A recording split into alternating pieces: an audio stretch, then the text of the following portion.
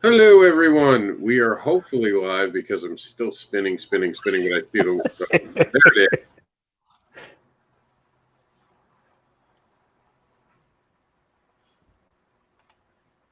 The impacts of it on our industry, but we're also introducing someone new to the program, Rodney. Rodney will be introducing himself right now as Jax is running.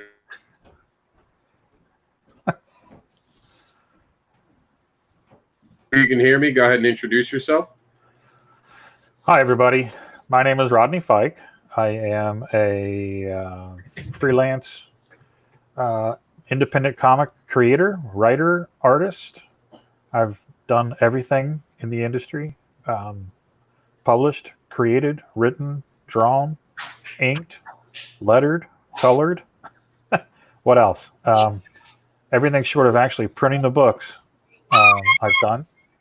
I have a company with my wife called Hazm Productions. That's Hazzum. And we do books. Our flagship title was Peanut Pudding and Jelly. And we also have, which is an all ages book. And we have our second book is P.E.A.R. It's about a couple of cats and their goofy adventures inside the house.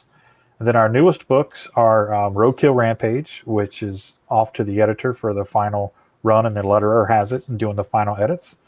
And a book that we previously released, and we're re-releasing it, redone with a new 6-page backup story called Unchained, and various other things that we are currently working on. This is the trade of Peanut Pudding and Jelly. It compiles the first 4 issues. So we have that, and we have issues 5 and 6. And then we have issue 1 of P.E.A.R, and I am currently illustrating P.E.A.R number 2. And this is the original version of Unchained. And again, we will be re-releasing that when we release Roadkill Rampage, which I don't have any artwork to show. But yeah, that's that.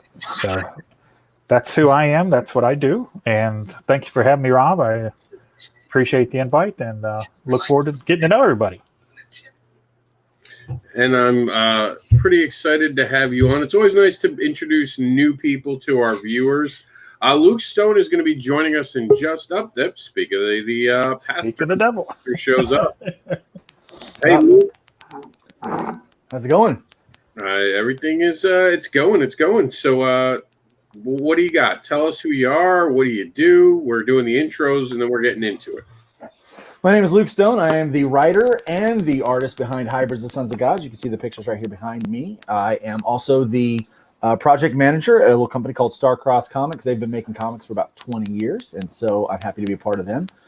We have a lot of great titles, and I pretty much help people get their stuff from idea to on the shelf. So that's kind of what I do there. And right now, you can... I've got my recent book, the full arc of Hybrids Trash Day. It's up on Indiegogo for a few days in case you happen to miss the Kickstarter that I was running. So you can actually see my name badge there, https://igg.me/@/hybrids5. And you can find that there today. It's only going to be up there until June 1st. All right. Thank you all for being on the program today. Jax is still crazy in the background. I have a tie on for those who can't see, and I'm dressed nicely because we're going to be talking about a new system. Jax, stop trying to be loud. Every time I talk, he just wants to compete. So we're going to be talking about P.E.A.R. We've kind of teased this. We've been talking about it. Everyone's wondering what P.E.A.R is. So it's actually just an educational tool, and it's something for you guys to remember how to behave in this industry. Just think of P.E.A.R, professional, ethical, authentic, respectful behavior. Be that all the time, and you'll get yourself in less trouble in this industry. So we're going to go around it. You guys are, I know Luke especially, these are very important to him. Rodney, I know you wanted to be on this when you even just heard about some of the things I was telling you this was going to be about.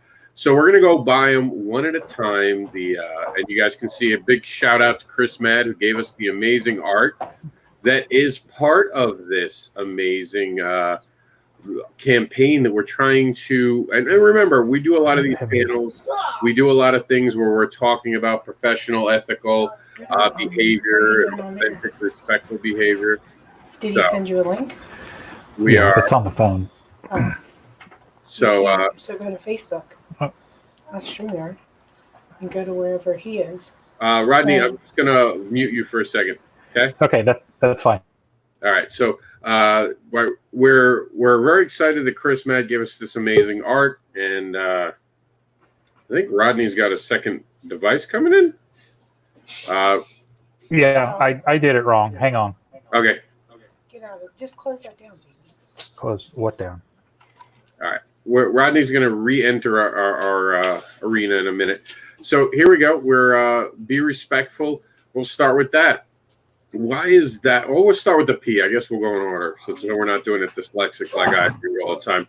Professional. Let's be professional. What does even professional mean when we make comic books? And of course, we're not kids. We're adults. We all know that we're supposed to act professional, but this isn't a bank job, right? This isn't a job where you have to wear a tie. I wore a tie just because I thought it'd be cool to wear a tie for this particular program. But what does professional look like in comics? Well, I think professional, there's always that kind of like professional level that you can be. And it's going to look different everywhere. You know, if you're a tattoo artist, you know, whether you're an artist or you're a banker, whatever it is you do, there's a certain level of professionalism. And I think that's really how you conduct yourself, you know, and it means for me kind of staying out of that immature stuff and out of that petty stuff. It's the taking what you do serious and taking the people that you work with serious. That's how I feel professional is. If I were just to kind of dumb it down to its core piece, is just treat people, be serious with it, you know. And what about you, Rodney? What are your thoughts on being professional in this comic book industry? I agree with what Luke said. I think that you have to realize that you and what you do is a brand, and you have to respect that brand and present it professionally, or people aren't going to take you seriously. And you also need to extend that professional courtesy to others as well. When you're at a show and there's 120 of us set up and doing our thing, we're all doing our thing, and we're all there. We have the same common goals, and we need to support each other and get behind each other. And like Luke touched on, we don't get involved in the petty stuff, the infighting and stuff that happens here and there. We're here to have fun, and we're here to make comics and make people laugh, make people think and cry, and just chuckle and have a good time and get to know people from all over the country and become friends with everybody and entertain. Rodney, are you still talking? Yeah. That might be me. I heard him. Okay. That might be me. I think I kicked out again. We're having bad storms throughout the South and the Midwest. Today might be a little challenging. I apologize to the audience ahead of time for that. What was the last thing you said? I'm sorry. Kicked out. I was gone for 2 seconds. Just basically, we're here to have fun, not to get drawn and allow ourselves to be drawn into the petty bickering stuff that tends to happen, and just represent ourselves professionally and entertain, which is why we're here. It's why we do what we do, and establish friendships with people from across the country and globally now, and just put your best foot forward, enjoy doing what you're doing, and do it, like Luke said, professionally and respectfully. I also think that Chuck's going to be joining us. I think I sent him the link. He has to come on, so I'm going to talk while we wait for Chuck. I think some of the things that we're missing with professional too sometimes is the attitude, and that's a little harder because, you know, obviously it's not boardroom professionalism, but there's also when you meet someone, you have to meet them the right way. You know, pretend you're meeting someone that's important to your career as a person, because they very well could be. You know, I get the joking around, I get having fun. One of the professional things or non-professional things I see a lot is people drinking at shows. I think that's horribly unprofessional when you're in the middle of a day. If you're winding down towards the end, that's one thing. But I've seen people crack one open first thing in the morning. Don't go to these events to hang out and have fun in the middle of a show. Unless it's like Beer Con, and there are some that are like that. I think that's unprofessional behavior. Basically, if you're really curious what professional behavior is, look up any company's work manuals. You can find a lot of them online, or even generic ones, and read through the expectations. Or here's a wild idea: read through your contracts for your tables. Believe it or not, there's a contract with an actual professional way that you're supposed to conduct yourself. Not that anyone's following it. We had a talk about fan art actually a year ago now. And then during that conversation, the artist was like, "Oh, it doesn't say in my contract I can't do that." And I sent him the contracts, and he was like, "Oh, I don't think mine did." No one reads what they're doing. I actually read that foreign stuff. I agree to it anyway, but I do. One person who never agrees to the rules, I don't even know why he's here, is Chuck. Just a rule breaker. Just a rule breaker. Lucky I'm wearing a shirt, man. That's what I'm saying. I'm all dressed nice in a tie. This guy's over here. Oh, maximum effort. All right, I sit corrected. He came ready to play. All right, so Chuck, introduce who you are. Tell everyone in the in the cheap sheets where everyone is and who everyone is. So go for it. What's up, gang? I'm Chuck Pino, P-I-N-E-A-U. You can find me on Twitter at Chucky Pin. You can find me here on Facebook. You can find my Chuck's Raw Reviews, where we just dropped our big 50th episode. And you can also find me on Bonfire Press, my publishing wing. All right. So what made you want to jump into this one, Chuck? Because there's so many ways to view this and see this, and yet it's so important to find your way and stand by it. So I really wanted it to be, because a lot of these I'm like, I don't know that I'm necessarily the best voice for that, or, I'm not an artist. You don't need me for that. But this, I feel like there is a wide array of what P.E.A.R can be. And so I think it's important for us to pinpoint what that is for us and to understand it. Because you might feel like starting your day with a beer is just dandy. And you know what? If that's how you feel, that's fine. But you're going to have an awful lot of people who don't feel the same way. And you better be prepared to, whatever those choices are, you better be prepared to argue them, or at least understand that that's going to cost you. Are there any other professional behaviors that you would deem unprofessional, or as a suggestion to be professional? We'd gone around of staying out of the dramas, obviously a good one. I was talking about your demeanor as well, how you, I don't want to say shake hands because we don't know what this is going to look like after, but acknowledge the person. And I'm sure we'll go back to shaking hands within 2 years. That is just going to return. It's too much of a social normality to go away, and it'll just be hand sanitizer after that. After you shake hands, it'll just be acceptable to clean your hands right after shaking hands. What it'll be, but you have to conduct yourself in a professional manner. And I've actually told this to some female creators. Female creators don't understand the importance of handshakes, and I've actually taught a couple female creators the importance of shaking a hand, because it carries over, and you want to be taken seriously. That's just a gesture that you have to do. Do you have to shake everyone's hands? It's one of those things, and I'll leave this up to you guys to debate this. I think if you're not shaking a hand, and again, I don't know if that'll change now, but up until this point, if you don't shake a hand, it is considered disrespectful, or you're considered unprofessional. What do you guys think? We'll go around the room. Rodney? I think that you certainly offer it. But you have to gauge who you're talking to, because some people they're not touchers. They don't like to shake hands. They're okay with a nod. So you have to gauge it, but take the initiative. And I don't know how you gauge it and take the initiative at the same time, but it's a craft that you perfect over time. And I find that engage any way, shape, or form, eye contact, whatever, get the conversation going. And if they seem receptive to it, then yes, stick that hand out, make that contact, and you've made a new friend, you've made a new client, new customer. So, yes, it's important, very much. And for the record, God bless you, Jax. In this current age, a fist bump is the same thing as a handshake, guys.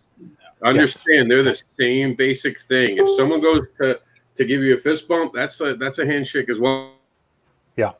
Please. Yeah, it's just the acknowledgement of I see you seeing me. Let's talk. The engagement, just making contact. And please don't use your elbow to say hello to people. That's a horrible idea, especially when we're teaching you to sneeze into your elbow. Do not spread germs, guys. That's how this got out of hand. It's bad advice. Luke, handshakes, fist bumps. What do you make of them?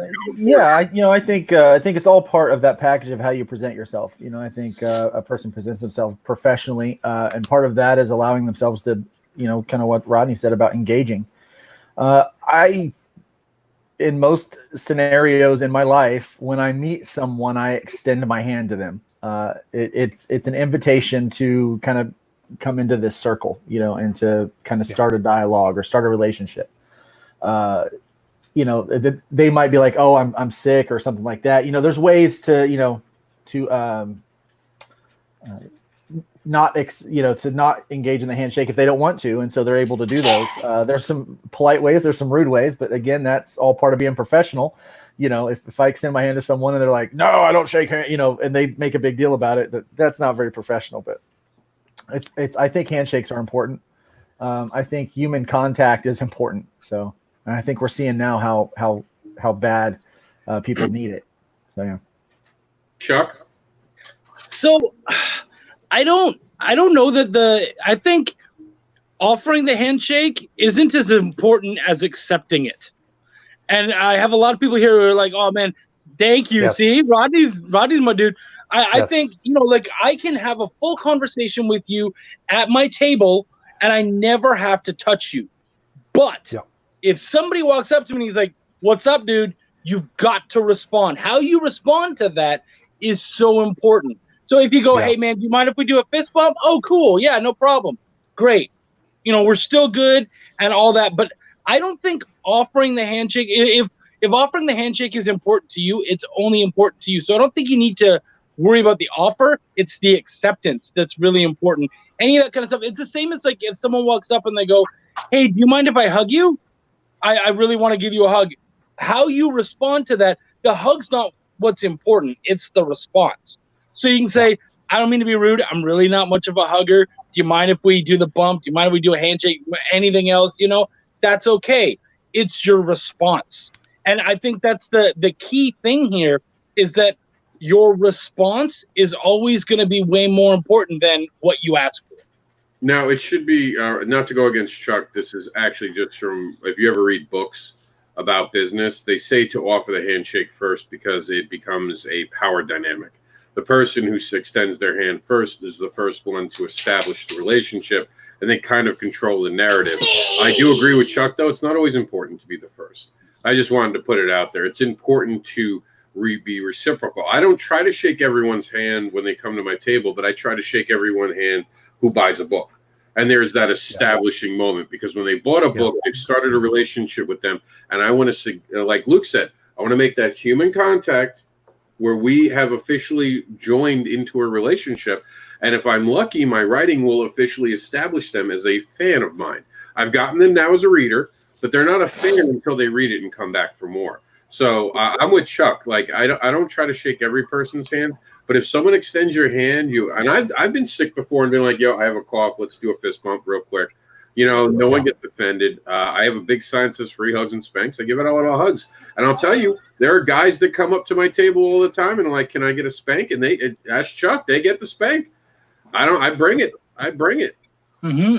So it's really like Chuck said, and I think everyone here said, it's how you handle that. Now, another professional thing that I think a lot of people get wrong is they don't live up to their commitments.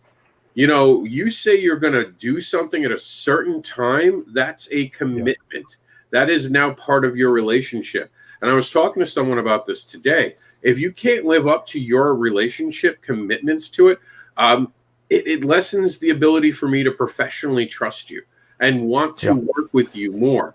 Deadlines. You live and die by deadlines. Don't set deadlines you can't have. And I wait all the time. I can't tell you how many times I'm put into a waiting pattern by someone else. As long as they tell me I'm in a waiting pattern, it does not bother me. If someone says, like even with Chuck, hey, Chuck, when can you read this? You're going to have to give me about 2 weeks. I might ask him for 2 weeks if he's gotten to it, but I will wait the 2 weeks. If he comes up to me in the middle of that and goes, hey, Rob, this came up, I don't get mad. But if he tells me I'll have it to you tomorrow morning and he doesn't have it in the morning, I'll be on him. I'll be like, Chuck, come on, I need that. You know, that, and if you don't want to be that person that has to be nagged for the work, because then it becomes something that is unprofessional. The worst unprofessional part of not living up to a commitment, though, forget the being late a little bit, because that happens life, right? Everyone has life happen. When you don't pay people, oh my God, the most unprofessional thing, and that's also going to go with ethical here and our ethics, is not to pay someone. So I'm going to let that go around. How important is it to live up to your commitments, Rodney? I think it's everything. It is the cornerstone of your reputation. And for somebody who's been doing it as long as I have more scripts on bookshelves in my closet of stories that were unfinished because of this very same reason. And you live and die by your relationships with the people in the industry. And if you can't come through, follow through, do what you say you're going to do, it's a kiss of death. It really is. And people will still be cordial to you, but when it comes time to talk and shop on a project, they're going to, that's okay. Well, I got to go. We got to get some lunch or whatever. And they back off from you. And so, yeah, if you can't meet your deadlines and live up to your commitments, yeah, it's a kiss of death. Luke? Yeah, I think that your reputation is everything, and so you want to work hard to make a good one. And if you have a reputation of being the guy that doesn't pay on time, then people aren't going to do their work on time. I've been burned by it. There's a particular client that I work with, and I will not say names, but when they send me a job, and I'm like, okay. I finished a job and sat on payment for over 2 months once. They had the work, they had it in hand, they were making money off of it, and I didn't have payment for over 2 months. And so now it's like they automatically they don't get a hard solid date from me anymore. It's like I will get it done, and if it becomes a serious priority, let me know. I'll knock it out right away. But I gotta get paid first, Yeah. So it changes how you do business with those kind of people, and it changes how people do business with you. If they know it's like, okay, I get a hold of Luke and he has, and he gets the pages done and he gets it done fast for me, or he gets this done for me. They come back. They come back. They get happy. They're happy. And I think fulfilling your commitments is super important, because it also is down the road. If you get in a situation where you have to raise your rates or your cost goes up, people are going to be more willing to pay that higher rate because they know that you're going to fulfill. Yeah. If you're not fulfilling at the lower rate, they're not going to do it. Chucky? I could reiterate what these guys are saying, and they've nailed it. But one thing I will kind of add to the conversation is that also know that when you're asking someone for any kind of even small favor, you need to understand certain things. So I can't tell you guys how often I get someone who comes to me and says, hey, man, I got a script. Do you mind looking at it for me? Yeah, I do mind, actually. That's literally what I do for a living, and it's what people pay me for. And it's not even about me getting paid. It's about the fact that you're asking for me to do some free work for you that people like Rob and people like Luke have paid hard money for. And now you're going to walk up to me and just say, hey, can you check this out? That's not fair. It's not even that it's not fair to me. I'm actually less worried about me. It's not fair to them who have actually paid for my services, and now you'd like them for free. So, also understand that. If you want me to look over a quick 4-pager and tell you, is it good, is it not? Yeah, okay, I'll do that for you. But if you come to me and say, hey man, do you mind, it's a 4-pager, but do you mind giving it a quick edit and really like kind of going over it and tell me what works and what doesn't? Yeah, I actually do mind. I do charge for those services, and it's honestly not fair for you to ask.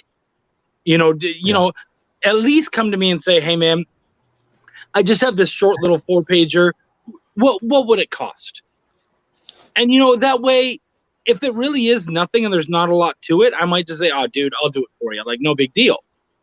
But asking for that stuff for free, especially from someone who does it, like let's say they go to someone who doesn't normally do that kind of stuff, and they say, hey man, do you mind looking over? Okay, of course they're gonna look over it. They don't mind. But it's what I do. It's not fair to me, and more importantly, it's not fair to my clients. Yeah, I agree.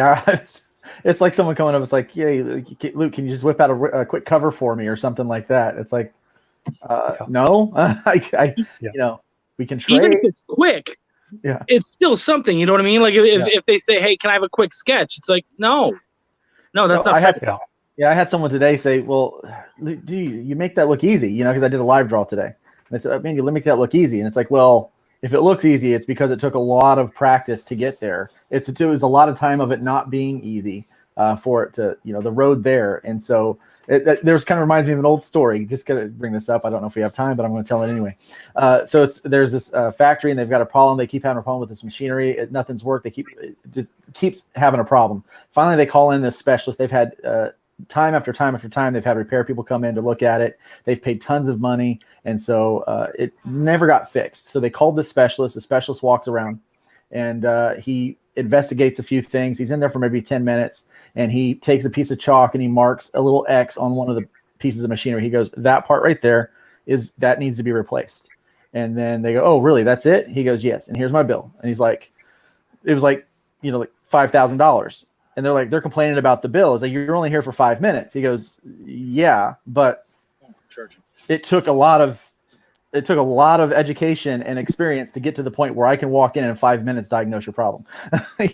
So you're not necessarily paying always for someone's time. You're paying also for their experience, and you're paying for their expertise, or you're paying for their talent and skill. A lot of what we do is the skill. It's something that you have trained to become better at. And one of the things that is a skill, as Gary Henderson lets us know, he says, you can tell a lot by a handshake. A strong handshake is important.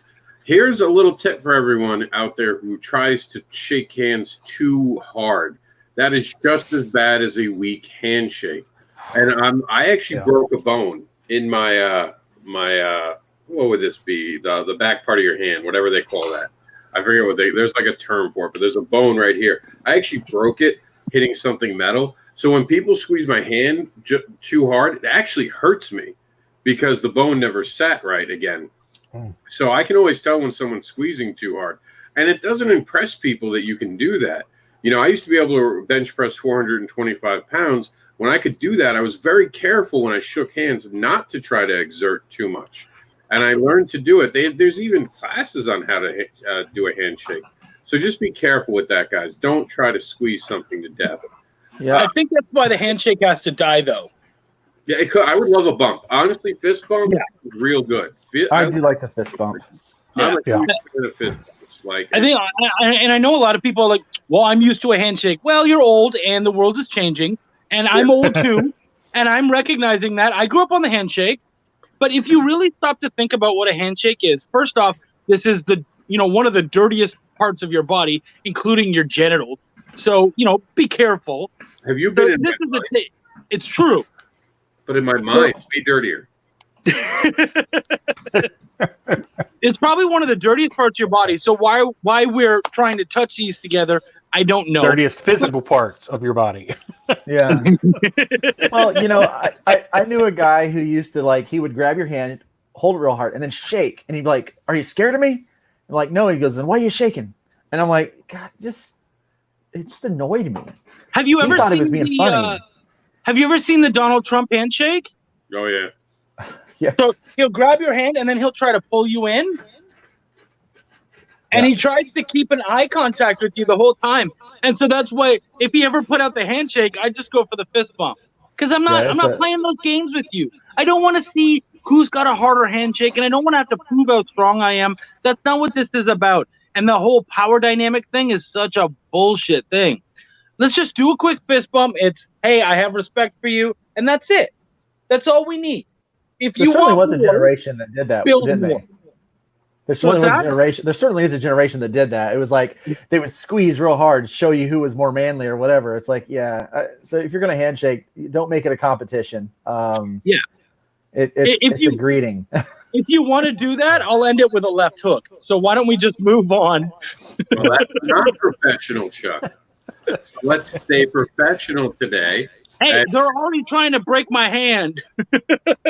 They already walked over that line. Well, it depends. If they're acting like a boxer, punching is professional. I want Anyway. to give you real advice. The basic idea is your fist bumps, I think we all agree, are better for the future.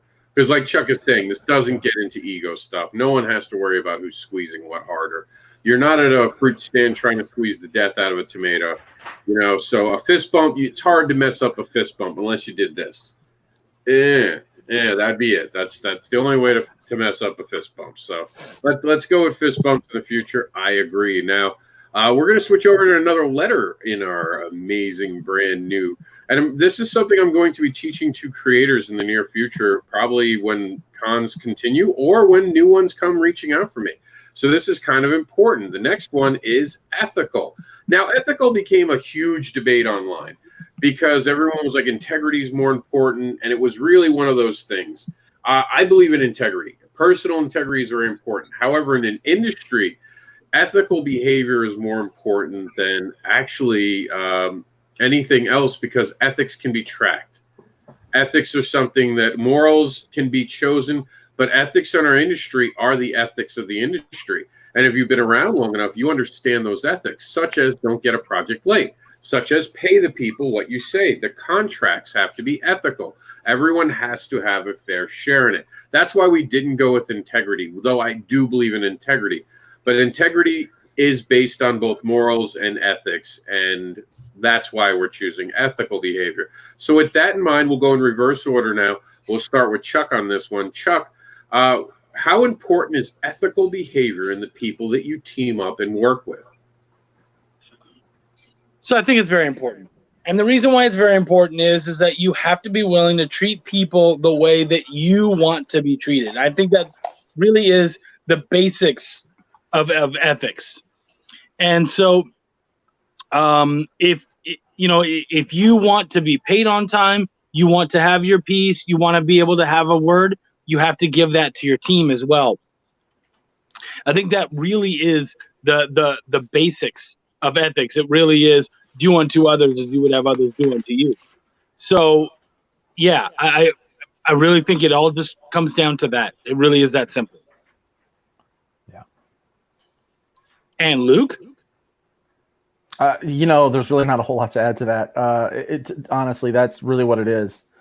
I knew I'd get you with the good book, buddy. You can't argue that. I mean, when you start bringing out scripture on me, there's really nowhere to go from there, really, for me. That's kind of my job, But the truth is, all of that kind of stems, like, it makes you, when you really, really care about ethics, it makes you do the things that matter even when no one's looking. I'm going to pay even if no one's ever going to know. No one may never even know that I send out that book to that person, whether they deserved it or not. It doesn't matter. There's a certain ethics to it. But when you really, really, truly care about that, what it does, it creates an entire environment. When you do unto others as do unto you, when you start doing that, it creates an environment and a culture around the business that elevates it to another level. And when people don't have ethics, it does the opposite. It brings it down into kind of this cesspool, and you see that a lot with certain groups and certain industries. Rodney? I pretty much echo what the guy said previously. It's exactly, what Chuck said, do unto others as you would have done unto you. Um, because one, that's just who we are as creators. I mean, we're pretty much good people anyway. What we love to do as a hobby, as a job, is to entertain people. And I think just a good ethics just kind of, I don't want to say come with that. Some would argue it doesn't, but yeah, it is all about, you know, what you put out is what you're going to get back in return. And if you're putting out bad juju and you make it known that you don't have good ethics, then it's not going to go well for you. So yeah, I think it's very important to have good ethics. It's just as important as everything else we've discussed previously. And Sarah says, "Hi guys, I'm a hugger, so I get it. Good point, Rob. Yes, about commitments. Don't make it if you can't follow through. So important. One of the ethical things that we didn't talk about as well is minding our own business, being less gossipy. Oh, yeah. I say this all the time. Creators are bitchy little yentas. They want to run around and start trouble for each other. There are real people that do have to be called out at times. That I completely agree. We do have bad operators in this industry that do harm people, and that should be a conversation. But you also have the people who want to nitpick people, want to talk about people, want to trash talk. That's ethical behavior right there. Yes. When you're trash talking people that have nothing to do with you. You know, people ask me an opinion, and I'll be like, I don't know. The guy's been a jerk to me, but I don't really know him. Maybe I just rub him the wrong way, and I leave it at that. Unless I have a basis and a reason to talk about a person, you won't know what I think about a person unless we're either really close or it has something I think will directly affect you. Otherwise, I've had people on these very panels that I can't stand. And Chuck knows some of the people I can't stand, but I'll still have a panel with them. I'll still work with them because that's ethical and professional behavior. Because and I don't even say amateur. I'm just not a person who puts myself ahead of everything else. And that's ethics right there. It's like when you park in the handicap spot and you go, oh, I'll just be a minute. It's when you cut someone off and, oh, it's not a big deal. If you ever tell someone it's not a big deal, you're being unethical because you have not taken the time to consider the other person's feelings and discuss with them. Because saying it's not a big deal is dismissive. So just think about that the next time you're thinking about ethics. When you cut something really short, you're being unethical. And I myself have had to deal with that. And I try to hear someone's point of view. Doesn't mean I'll agree in the end of the day. I give a person the opportunity to plead their case with me, as it were, because that's ethical. That's our entire legal system is about ethics. It's not perfect. We're still trying to figure it out. But that's the ethical. Even in a church, you have a lot of ethical gray area, and you have to base it on all those different things, whether it be church, the synagogue.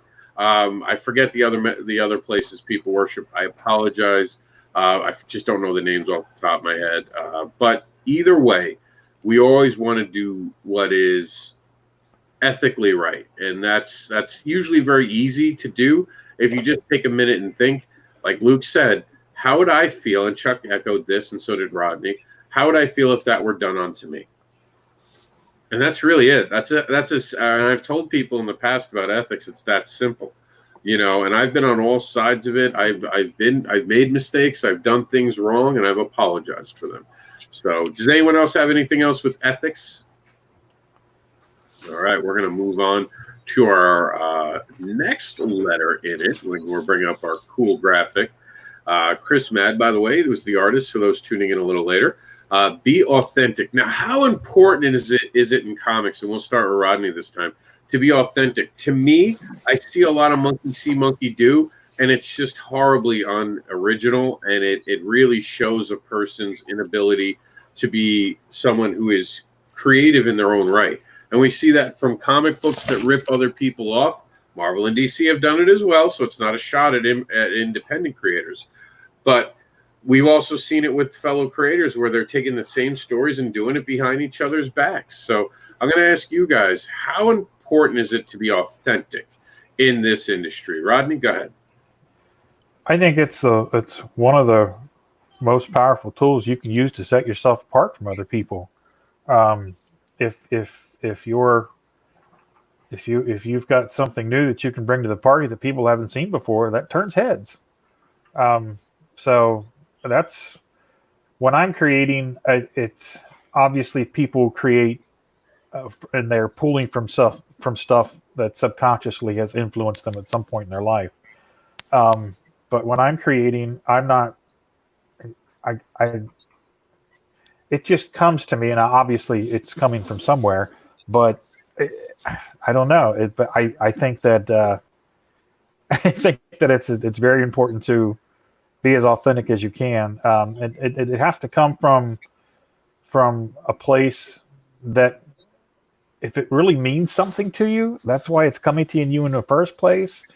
And it might be the same theme that you've seen 1,000 times, but it's you're doing a different kind of delivery. You're delivering it a different way, presenting it a different way, um, and being authentic to your feelings and your emotions, what it means to you, is all you can ask of a creator. You're bearing your soul with this creation.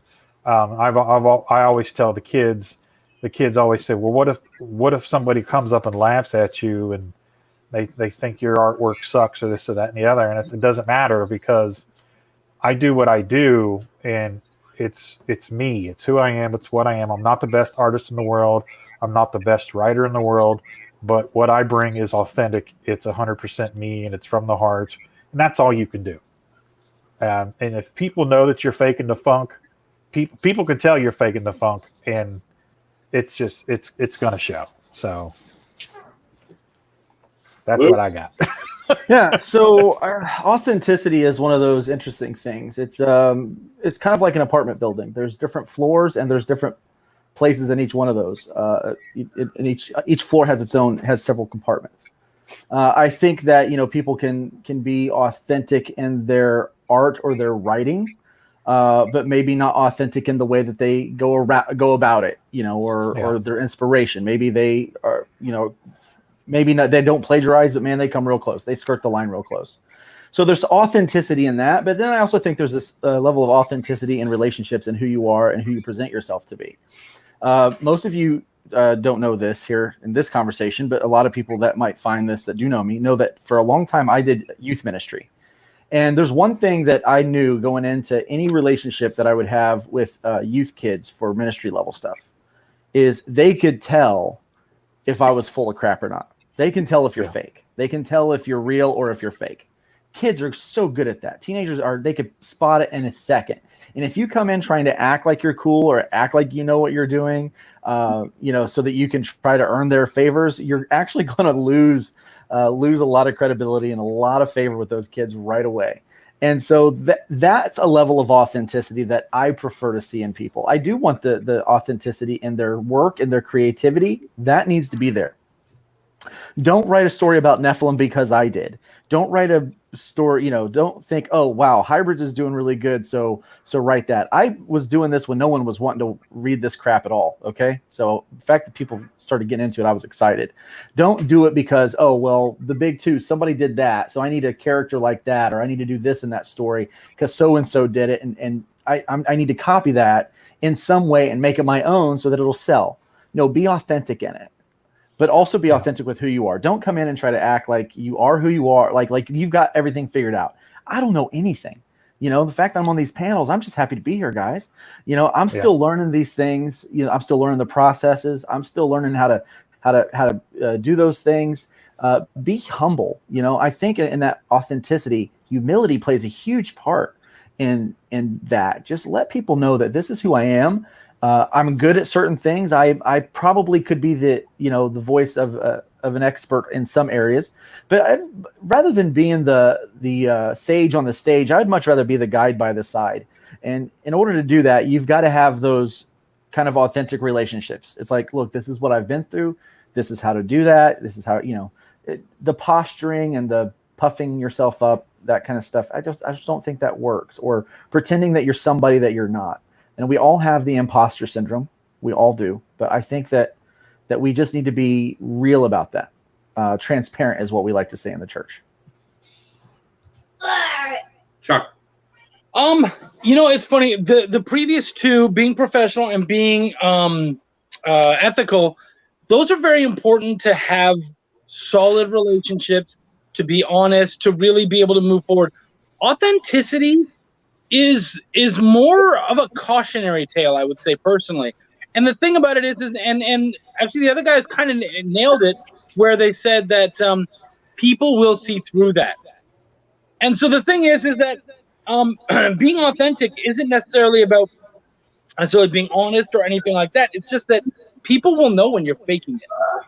And when I do like something like say Chuck's Raw Reviews, I'm always very excited and whatnot, because I am excited. I'm really excited to be able to talk about these new stories and to be able to share stuff with you. But you can tell when I really like something because my energy level is a bunch higher. And if I'm not as excited about it, my energy level won't be as high. And that's okay. It's because I'm not willing to force it.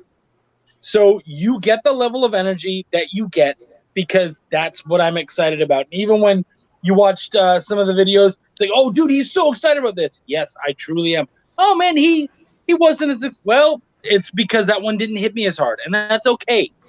And what Luke was saying about different books and sort of copying things and whatnot, I will tell you something. If you are trying to take the spin on the current fad, you're already behind. Trendsetters don't look for what the trend is now. They look for what it's going to be.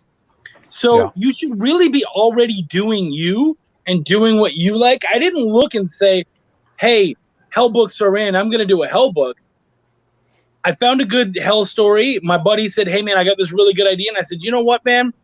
Hell's been done. Why don't we play with it and do our own certain spin on it? And that was the idea. It's never about trying to jump on coattails and see where it's going. It's about being you and already giving your unique voice to something that matters to you or to something that you're excited about. So if you're not authentic and you're not excited about something, it's less likely it's going to matter to anybody else because clearly didn't actually matter to you. Yeah, I'll just add just a little thing there. That what you just said, do you, because what you do is inspired. And if you're copying somebody else, it's uninspired, and people can tell uninspired work too. I have said this at every panel I've gone to. There's only going to be one you in all of the universe and all of the time that ever is going to be. Because your experiences right now, and we're going to be talking a lot about this in the future, creators take what they see in the world and they regurgitate it back out to the world in stories. It is just what we do.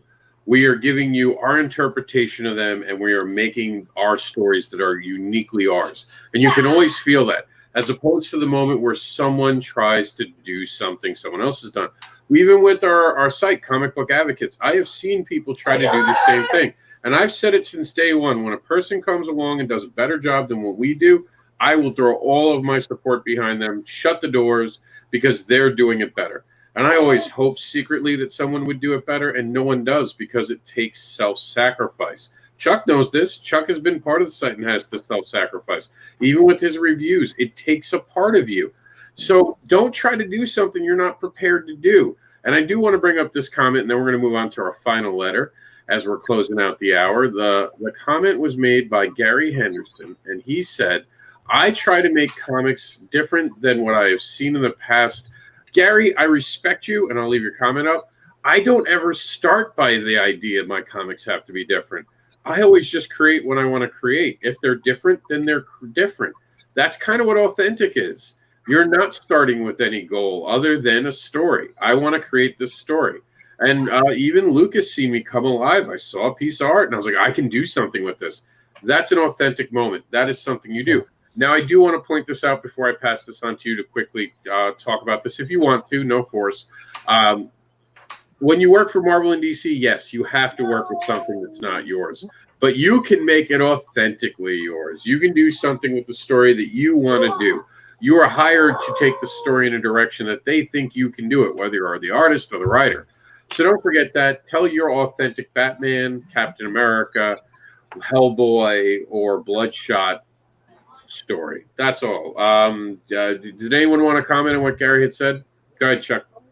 So, Gary, I don't mean to call you out, and please don't take this as anything negative. You said you try to make comics different than what you've seen in the past. I'm going to be honest. I've read the Pyramid Knights. I enjoyed the Pyramid Knights, but they're very much 70s influenced, and that's okay. That's your voice. That's what you enjoy. Don't try to reinvent the wheel. It's built. Comics are built, and most of this stuff has been done. It's about finding your voice, and clearly what you're doing with Pyramid Knights is your voice. So don't worry about different. Don't worry about any of that crap. That actually is not authentic. But just doing what you like and doing what you enjoy, it is. And it's clear that you're doing that with your book. So don't worry about different. That's not what's important. Authentic is different than different. Yeah, I think about Grant Morrison when he broke into the U.S. Comics, and he did that Animal Man run where, he was given a character that was like, who cares? And he just had fun with that, and did some stuff, and on many, many levels on a short amount of pages, did some like really existential questioning, like some really amazing writing with all of the stuff that he was doing on so many different levels that no one else was really doing that stuff. There was a couple little tropes that he had pulled in, but man, he just did what he does, and man, he did it really well, and it inspired a lot of other people to try to do something similar. Some tried to copy, but others just they took that as an inspiration. Let me see if I can make nuanced levels in my stories too. Man, it was great. Yeah, I agree. And that wasn't different. That was it was different, but not for him. That was him. Yeah. All right. If you don't have anything to say, Rodney, we're going to move on to the last letter, which is that's fine. R for respectful. And now I know everyone's like, wait a minute, isn't professional respectful? No, it is. There is a big difference here, and there's a reason I put respectful. And here it is. It's this simple. The way people disagree with each other, the way that people talk to each other, the way that people interact with each other, even when they don't like someone, that comes down to being respectful. And sometimes you're not respecting the person that you don't want to respect. It's respecting the people around you. It's not causing a scene that makes everyone uncomfortable. That is about respect. It's about talking to people as if they're not beneath you. It is always respecting other people's opinions, and it is always treating people the same way as you want to be treated. I can't stress that enough. On this generation of creators need to kind of really look deep in themselves and understand what respect they're giving and not giving. And I've taken those looks at the same thing at myself, and I've tried to decide how I can be a better creator, especially this year. And I want to strive to be a better and more respectful creator, and I've been more patient with people's comments that I disagree with because I've tried to actually become more respectful. But I also demand respect in return. I don't have time for people who want to just throw curses and be nonsensical people. I just don't. My life is too short. Life is too precious. I don't have time. So respect is a two-way street. You need to be able to give it, and you also have to know when you're not getting it and cut it off. Those are very important traits in an industry. Don't hang around with people who aren't giving you respect or aren't giving respect in general, because you will be known guilty by association. We'll start with Luke. So we never started with Luke this time. It's pretty easy to be nice and respectful to the people that agree with you. I think the real measure of that is how do you treat the people that you disagree with? And that's what I look at. Like, okay, how are you handling the people in your comment threads that maybe see things a little differently than you, or maybe feel fundamentally different than you about something? How are you treating the people that aren't part of your world or part of your worldview when you're out in public? How do you treat the cashier? How do you treat the waitress? How do you treat the people in traffic? I look at that. Here's a great test for whether or not you're a respectful individual or not. What do you do with the shopping cart when you're done? Do you take it back to the thing? So there's a whole write-up about how the shopping cart is a great measure or litmus test for what kind of a person you are. And I think that's the thing. Really, truly respectful people don't have to agree on anything. and still be cordial and nice and be able to work together. They don't have to fundamentally agree on politics, religion, or the weather. They just have to be kind to one another. You don't have to agree to be kind. And so, yeah, that's where I look for. That's what I look at. I look at what do they do? How do they treat the people they disagree with?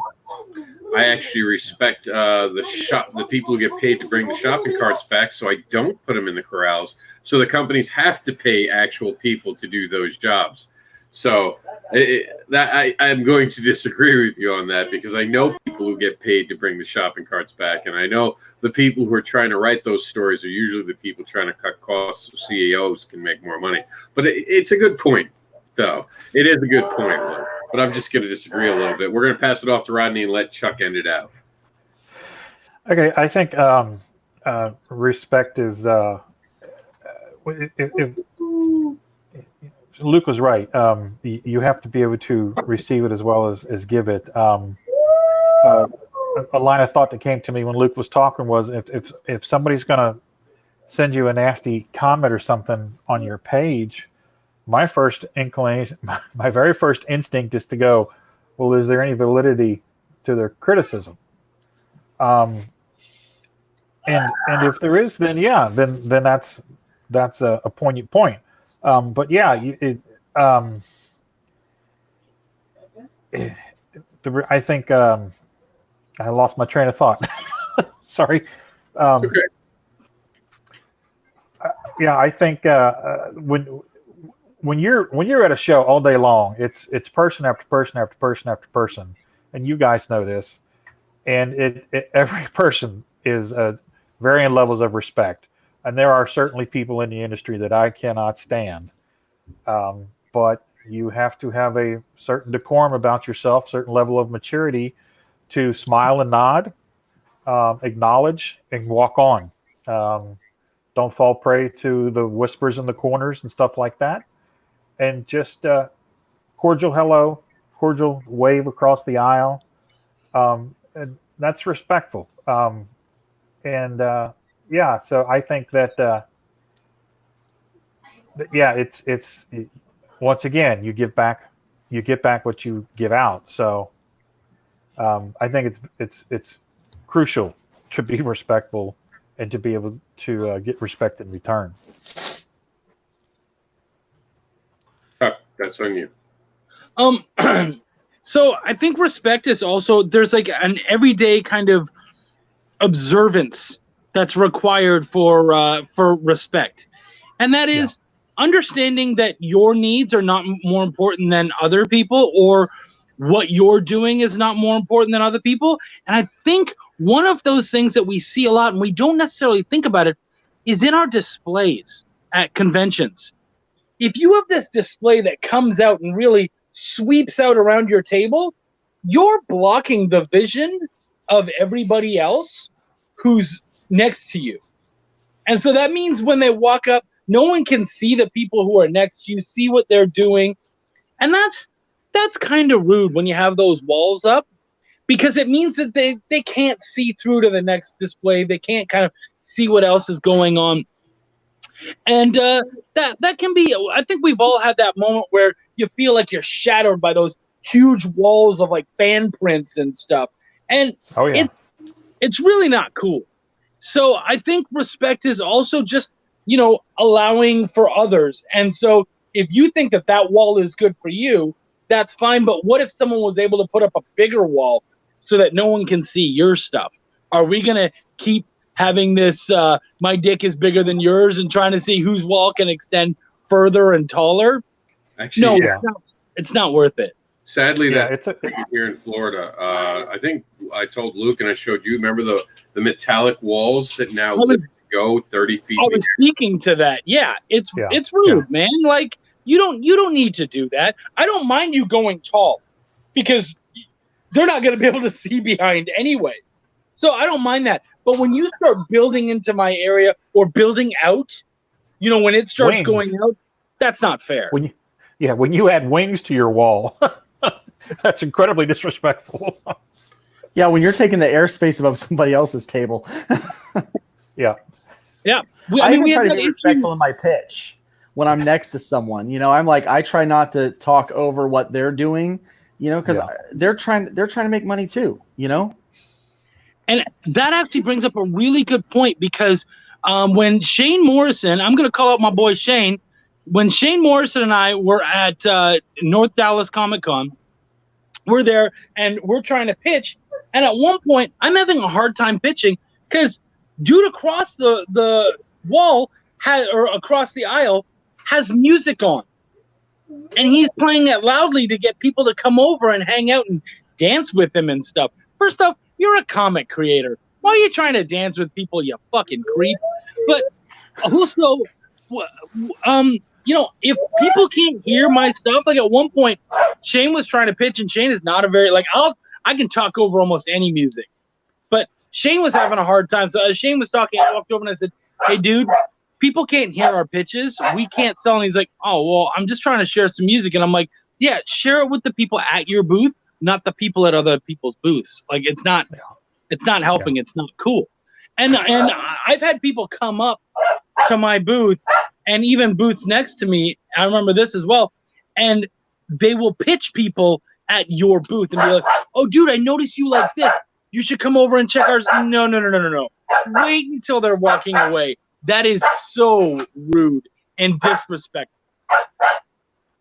Yeah, I completely agree with you. And Marv Artwork says lots of people forget that they can give their opinions without being aggressive about it. So true. And he goes on to say, I might be wrong. If I don't like someone, I want that person to know I just want to be left alone.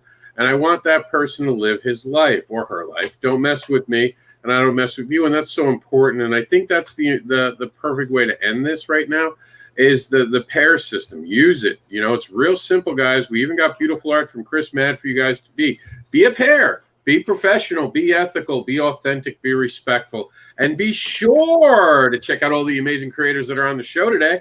We're going to start with Rodney. Rodney, tell them how they can follow you. Hey, guys. You can find my stuff at Hazzum.com. That's HAZZUM.com. All of our comic books are on there. Also, I have my commissions and freelance stuff on the Art of Rodney Fike. Pretty much everything I do goes there. I am on Instagram on Rodney_Fike on Instagram, and just my regular Facebook page at Rodney Fike. So that's me. Hi, my name is Luke Stone. I am the writer and artist behind Hybrids, the Sons of God. You can find me at LukeStoneStudios.com. You can also see some of the work and great creators that I work with at StarCrossComics.com. Right now, if you follow that little tag right there, this little tag right there, you can go to my Indiegogo, which is going to be up for just a few more days until June 1st. You can go ahead and get in on that Hybrids, the Sons of God's first full arc. I'll tell you what, I'm pretty happy with it, pretty excited about it. Another panelist here was my editor. So I'm one of those guys that pays him for his work. So stop asking for favors. Give that man some money. There you go. Thank you, Romy. What's up, guys? I'm Chuck Pino. I'm a freelance writer and editor. Definitely pay your people, or at least, just ask. You know what I mean? Like don't be a dick. Anyways, I run Bonfire Press, which is my publishing wing. You can find it on Facebook. I'm also the writer of such things as Welcome to the Void, Belial. You can find me on Facebook here. You can find me on Twitter at Chucky Pim.